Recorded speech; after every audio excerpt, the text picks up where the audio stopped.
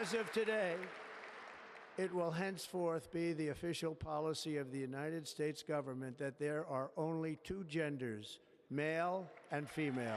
Today, US President Donald Trump made one of his first actions in office decimating the rights of trans people, following a speech where he also called for complete restoration of America and the revolution of common sense.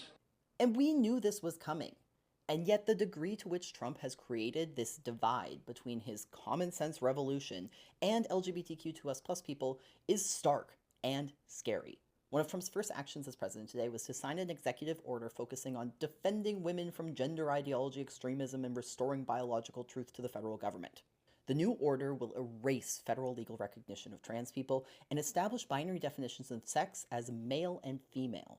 It also states that government ID, including passports and personal records, must reflect biological reality, whatever that means, rather than self-assessed gender identity. Trans women will no longer be housed in women's prisons, and the order will cut federal funding for gender-affirming care for incarcerated trans people. Now, how these rules will actually be implemented will come into clarity in the coming days and weeks, and various aspects of the order will likely face court challenges from advocacy groups. But legal experts are already warning that as soon as immediately, trans people may not be able to change their ID markers and may be forced into gender markers reflecting their assigned sex at birth. And it's unclear what this could all mean for trans people who've already legally transitioned or changed their documents. And let's be clear, this move will cost trans lives. A 2015 study found a drastic reduction in suicide attempts for trans people, including non-binary people who had even one identity document that accurately reflected their gender. And there's overwhelming evidence that trans women in men's prisons face exponentially higher rates of sexual assault than the general incarcerated population. Now, this executive order came following an inauguration speech where, alongside promising sweeping immigration crackdowns and a dismantling of government DEI initiatives, Trump repeatedly invoked the idea of entering a golden age of free speech and liberation for America.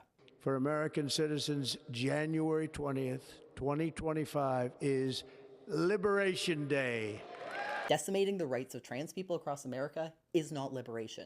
It's not common sense, and it's not free speech. It is the opposite of all of those things. There's a lot to worry about right now. And yet we must also worry about this new political movement from conservatism towards so-called common sense and liberation, and explicitly a common sense and liberation that excludes queer and trans people. Politicians have been talking about common sense for years. It's an easy political talking point. People like common sense. And here in Canada, we can already see it with federal conservative leader Pierre Poilievre.